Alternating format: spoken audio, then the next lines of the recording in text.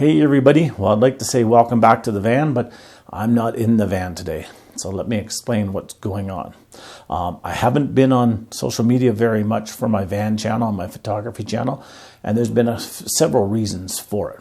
First of all, here in southern Alberta, this summer had been really smoky and it's really hot, was really hot.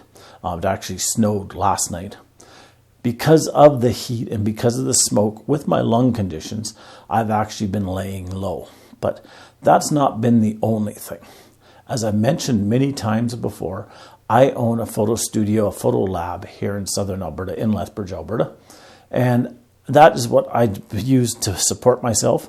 And that's what I use to be able to get on the road and pay for my gas and everything else. I do printing for other photographers, I do some photography, and I sell my nature and wildlife prints. Well, back in July, I started placing some of my orders and I was having issues getting stock. Big time issues getting stock. I placed a couple orders, got some stock, placed a few more orders, nothing.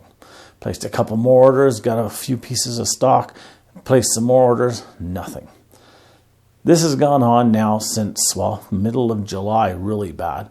And we are now in the middle of October. In fact, it's a Thanksgiving long weekend here in Canada. And stock has been a huge issue. And I mean a big issue. Some of my suppliers, I ordered one order back on August the 6th. And the supplier out of the US has received the order. But I have no shipping time, no production time, no delivery, nothing from them. Because they're so far behind.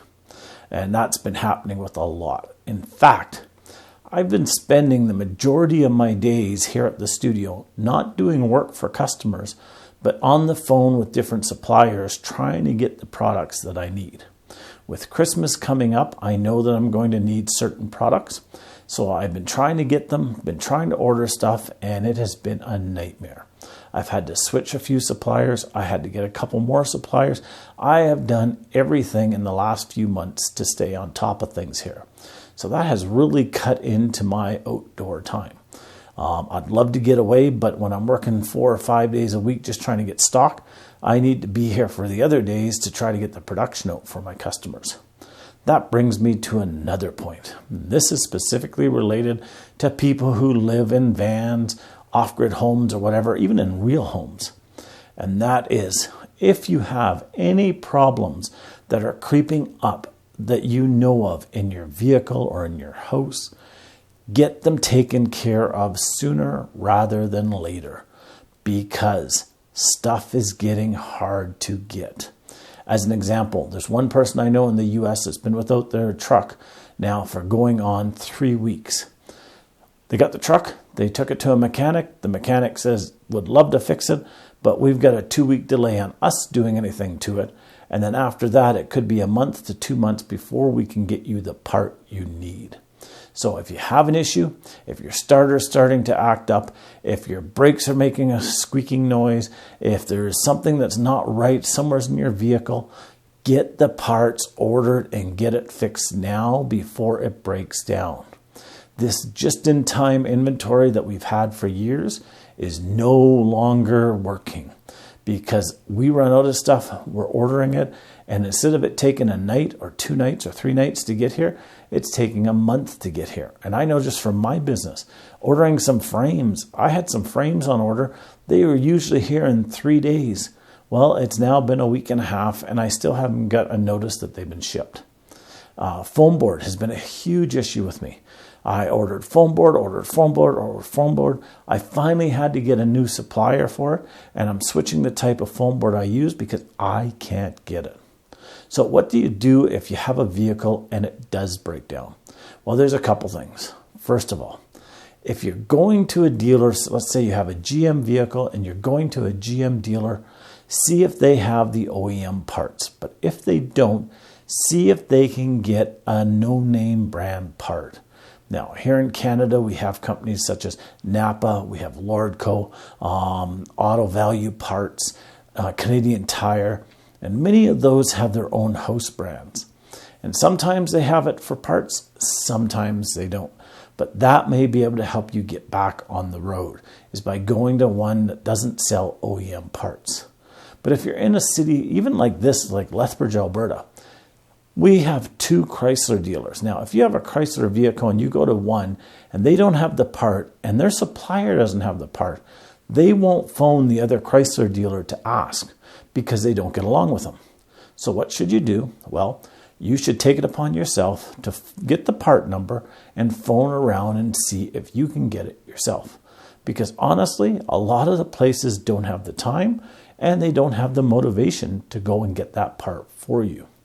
If that doesn't work, the other choice is you can go to a wrecker and you can get the part from a wrecker. Now, sometimes it's really not worth it. And one part I know many years ago for my vehicle, it was going to be just about as much to get the wrecker to take it out of the vehicle, ship it to us, put it in the vehicle, as it was to get a new part. Now, sometimes it's just not worth it. But if that's your only choice, it's definitely worth it. And sometimes it is worth it. As an example, I took a van in to get some work done. One of the problems is one of the mirrors was cracked, the rear view mirror. And I needed a new rear view mirror. Well, to order it from the dealer was like $600. So the shop I took it to called the local wrecker and got me one for $25. You couldn't tell that it wasn't brand new. It looked perfect. There was nothing wrong with it. So sometimes you can do that. But the biggest thing is, if you know there's something wrong, if you know that something's not running correctly, get it fixed as soon as possible. That's the only way we're going to stay on top of things. Now, I don't want to talk about this, but I'm going to throw this in as well. There's been a lot of talk lately, and there's been a lot of things happening with food supplies. Now, one grocery store put up a picture the other day showing a whole shelf that was empty. All the stuff was out of China, and they couldn't get it on the boat to get it over here to put it on their shelf. Another shelf was all stuff out of the Philippines. Same thing. Thailand, same thing. They couldn't get it on a boat to get it over to North America to get it out onto their shelves. They just don't have it. In fact, I've ordered a couple of these noodle things that I really like to eat, and they just don't carry them anymore because they just can't get the stock. So don't leave it until your groceries are empty to go to the store to find out that the stuff that you want isn't available. And with the price of gas this winter, it's going to be expensive to travel. It's going to be expensive to ship stuff in. So don't leave it until the end of winter to decide that you want some good oranges. Get the oranges now, or get some cans of oranges now, or whatever, so that you have them. So until next time, I hope I'm going to be talking to you from the van soon or out in nature. But if not, take care. We'll talk to you soon.